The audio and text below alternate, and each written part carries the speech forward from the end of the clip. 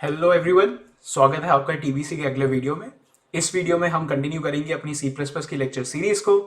इस वीडियो में हम बात करेंगे कि एक basic program C plus plus का कैसे लिखते हैं। हमने पिछले वीडियो में बात किया था कि बेसिक प्रोग्राम का स्ट्रक्चर क्या होता है। उस आइडिया का यूज करके अब एक बेसिक प्रोग्राम लिखेंगे जिसमें हम कुछ मैथमेटिकल ऑपरेशंस करेंगे कुछ नंबर्स पे। वो प्रोग्राम कैसे लिख सकते हैं, उस प्रोग्राम का स्ट्रक्चर क्या होता है, पिछले स्ट्रक्चर से वो कैसे मेल खाता है, ये हम डिस्कस करेंगे इस वीडियो में। तो आइए शुरू करते हैं। पहला पॉइंट हमने डिस्कस किया था कि ये हो गई हमारी लाइब्रेरी जो हम यूज कर रहे हैं। मैं फॉन्ट साइज एक और बढ़ा देता हूं।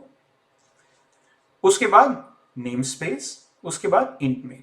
अब एक पॉइंट जो हमने डिस्कस किया था वो था कि अगर मान लीजिए कि हम नेम स्पेस डिफाइन ना करें तो इस सी आउट में हमें मिल जाएगा एरर, राइट। तो वही करते हैं कि पहले हम मान लीजिए कि इस नेम स्पेस को डिफाइन नहीं करते, इस लाइन को हम अपने कोड से हटा देते हैं, राइट। अब हमने हटा दिया। अब हम इस कोड को रन करने की कोशिश, आप देख सकते हैं कि पहले ही जो हमारा एडिटर है, एडिटर पहले ही हमें बता चुका है कि देखो यहां पर एरर है, सी आउट काम नहीं करेगा, क्योंकि एडिटर में भी एक तरह का इंटेलिजेंस है और वो वहां से आता है जो सी प्लस प्लस का पैकेज हमने इंस्टॉल किया था पिछले वीडियो में, राइट। तो अब हम इस कोड को बिल्ड करने की कोशिश करते हैं। बिल्ड करने के लिए वापस से अब ये कोड हमसे पूछ रहा है कि आप कौन सा कंपाइलर यूज करना चाहते हैं, राइट। तो पिछली बार हमने जी प्लस प्लस इंस्टॉल किया था, हम वही कंपाइलर यूज करेंगे। तो अब हम जैसे ही इसे यूज करेंगे आप देख सकते हैं कि यहां पर हमें मिल गया एरर। एरर क्या मिला, उसने कहा है कि cout was not declared in this scope, did you mean STD cout. तो ये तो हमारी हो गई हिंट, और हिंट कौन सी लाइन से आई है, लाइन 4 कॉलम 5। तो ये रहा लाइन 4 और ये रहा कॉलम 5। कॉलम 5 क्या है, जहां से सी आउट शुरू होता है, राइट। अब वो क्या कह रहा है कि identifier C out is undefined, क्योंकि हमने बताया नहीं है कि ये कौन सी नेम स्पेस से आ रहा है। तो वो कह रहा है कि आइडेंटिफायर इज अनडिफाइंड।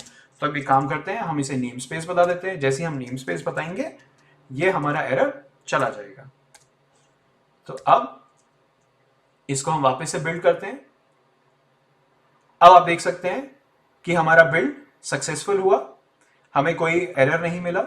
और अब अगर मान लीजिए मुझे इस प्रोग्राम को रन करना है तो मैं करूंगा ./hello world और ये प्रोग्राम मेरा रन हो जाएगा, राइट। तो ये हेलो वर्ल्ड यहां पर प्रिंट हो गया, राइट। अब मान लीजिए कि एक और चीज होती है कि सी प्लस प्लस में जितने भी हमारे स्टेटमेंट्स होते हैं, राइट, जैसे यूजिंग नेम स्पेस है या फिर सी आउट है, रिटर्न है, इनको हम सेमी कॉलन से एंड करते हैं, राइट। अगर आप इन्हें सेमी कॉलन से एंड नहीं करेंगे तब भी आपको एक एरर मिलेगा। सेमी कॉलन का फंडा ये होता है कि सी प्लस प्लस को सेमी कॉलन से पता चलता है कि कोड की जो लाइन है वो यहां पर खत्म हो रही है और इसके बाद अगली लाइन शुरू होगी स्टेटमेंट्स में, राइट। तो हम इसे वापस से बिल्ड करें तो आप देखेंगे वापस से एरर आ गया कि expected semi colon in line 3 column 20, right. तो अब हम सेमी कॉलन लगा देंगे, वापस से इसे रन करते हैं। अब ये वापस से सक्सेसफुली रन हो गया और रन होने के बाद जो हमारा आउटपुट है वो यहां पर हमें प्रिंट होता हुआ मिल गया। तो वेरी गुड।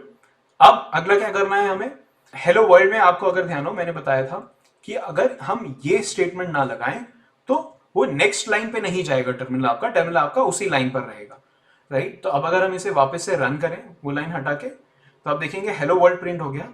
लेकिन ये जो प्लस डन था ये पहले अगली लाइन में आ रहा था, लेकिन अब ये इसी लाइन से शुरू हो रहा है, ठीक। इसको हम फिर से देखने के लिए क्या कर सकते हैं, वापस से हेलो वर्ल्ड एग्जीक्यूट करेंगे।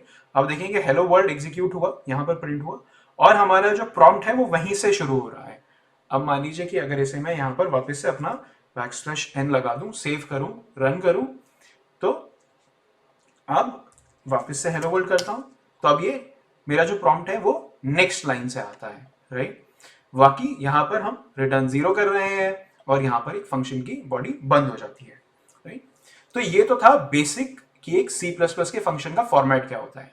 अब इसी को कंटिन्यू करने के लिए हम क्या करते हैं कि एक नई फाइल बनाते हैं, let's call it basic math dot CPP, right. और इसमें हम क्या करेंगे, बेसिक मैथ यूज करेंगे कि दो नंबर्स अगर हमारे पास हैं तो उनको ऐड कैसे करते हैं और उनको ऐड करके प्रिंट कैसे करते हैं, राइट। तो वापस से हम यहां पर आईओ स्ट्रीम यूज करेंगे। आईओ स्ट्रीम यूज करने के बाद हमारी नेम स्पेस एसटीडी और उसके बाद इंट मेन और रिटर्न 0, राइट। अब हम क्या करेंगे, दो नंबर लेते हैं। नंबर डिफाइन करने के लिए सी प्लस प्लस में आपको क्या करना होता है कि आप पहले लिखेंगे कि नंबर कौन से टाइप का होना चाहिए, टाइप्स वगैरह क्या होते हैं, ये सब हम वेरिएबल्स क्या होते हैं, ये सब हम अगली वीडियो में बहुत डिटेल में, अगले से आने वाली वीडियोस में बहुत डिटेल में डिस्कस करेंगे। तो उसकी टेंशन आप अभी मत लीजिए, अभी बस ये समझने की कोशिश कीजिए कि एक प्रोग्राम कैसे लिखा जाना है। तो मान लीजिए हमने एक वेरिएबल बनाया a जिसमें हमने वैल्यू स्टोर की 2, ये एक इंटीजर वैल्यू है।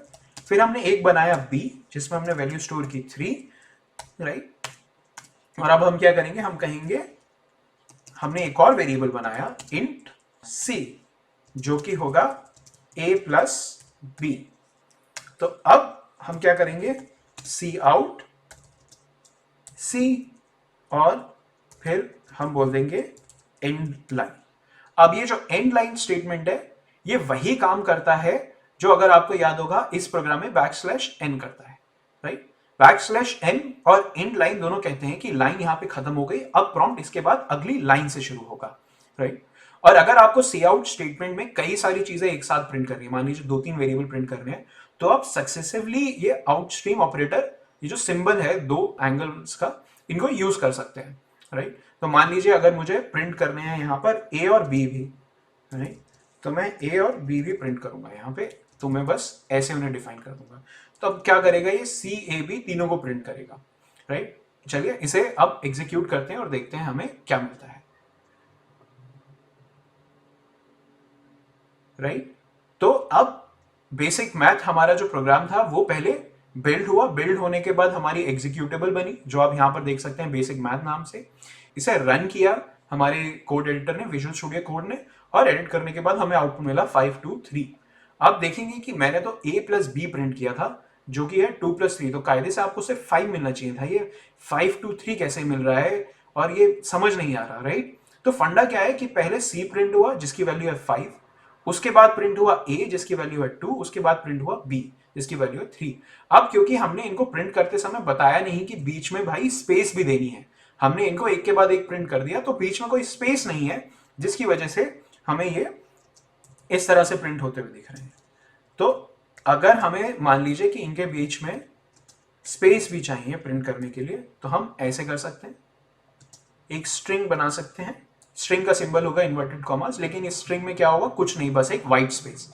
तो अब अगर मैं इस प्रोग्राम को रन करूं तो मुझे मिलेगा 5 2 3। तो c की वैल्यू हो गई आपकी 5, a की वैल्यू हो गई 2 और b की वैल्यू हो गई 3, राइट। तो ये तो हो गया आपका एक बहुत ही बेसिक प्रोग्राम जिसमें आपने दो नंबर्स को ऐड किया और उनको आउटपुट किया। अब मान लीजिए कि ऐड करने की बजाय मान लीजिए मुझे सब्ट्रैक्ट करना है, तो मैं करूंगा a माइनस बी।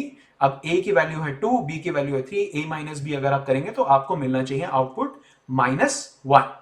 रन करते हैं इस प्रोग्राम को और आप देख सकते हैं आपको आउटपुट मिला -1 2 और 3, राइट। मान लीजिए इन दो नंबर्स को आप मुझे मल्टीप्लाई करना है, तो मैं कुछ नहीं करूंगा, यहां पर मल्टीप्लाई का साइन दे दूंगा। अब मैं मल्टीप्लाई का साइन दूंगा तो मुझे मिल गया यहां पर आउटपुट 6 2 और 3 का। वेरी गुड, 2 और 3 को जब आप मल्टीप्लाई करेंगे तो आपको आउटपुट मिलेगा 6, राइट। अब क्या बचा, मान लीजिए मैं डिवीजन ऑपरेटर यूज करता हूं। अब क्योंकि ये फुली डिविजिबल नहीं है और हम सिर्फ इंटीजर्स यूज कर रहे हैं, तो इनके डिवीजन में क्या होगा कि यहां पर एक तरह की कास्टिंग हो जाती है कि अगर 2 से आप 2 को 3 से डिवाइड करेंगे, क्योंकि ये इंटीजर्स हैं, तो वो क्या करेगा, इनको एक इंटीजर वैल्यू में ही रिजल्ट देगा। और 2 से 3 को आप डिवाइड करेंगे तो एक्चुअल वैल्यू जो आएगी आपकी वो होनी चाहिए अराउंड 0.666, राइट। लेकिन वो क्या करता है, उसको लोअर इंटीजर में कन्वर्ट कर देता है, तो वो एक्चुअली 0 कर देता है, राइट। तो अगर मैं एक्चुअली मान लीजिए यहाँ पर डिवाइड लिखूं और इसको एग्जीक्यूट करूं, तो यहां पर मुझे मिल गया 0, राइट। 0 क्यों मिला, क्योंकि दो इंटीजर्स डिवाइड कर रहे हैं और c भी मेरा इंटीजर टाइप ही है। तो दो इंटीजर्स को डिवाइड करने पर इवन दो वैल्यू आपकी डेसिमल्स में है, लेकिन वो उसे उसके लोएस्ट इंटीजर पर क्लब कर दे रहे हैं, राइट। तो आपका जो भी नंबर है उसका इंटीग्रल पार्ट क्या है उसकी वैल्यू वो आपको दे रहा है यहाँ पर, राइट। अब मान लीजिए कि यहाँ पर 2 की जगह अगर मैं 6 कर दूं और फिर मैं ऐसे रन करूं, तो 6 डिवाइडेड बाई 3 आपको मिलना चाहिए यहाँ पर 2, राइट। Very good. तो ये हो गया आपका एक बेसिक कि आप कैसे दो नंबर को डिवाइड कर सकते हो, राइट। तो अब अगर आप इसको उस नजरिए से देखें कि हमने एक प्रोग्राम का स्ट्रक्चर कैसे डिफाइन किया था, पहले हमने डिफाइन किया कि हमारी लाइब्रेरी, फिर नेम स्पेस, फिर हमारा मेन फंक्शन जो एंट्री पॉइंट होता है प्रोग्राम का, ये फंक्शन हमेशा रन होगा, और इस मेन फंक्शन के एंड में हमको चाहिए रिटर्न 0, जो ये बताता है कि अगर इस पॉइंट पर प्रोग्राम आ गया इसका मतलब हमारा प्रोग्राम सक्सेसफुली रन हो गया है।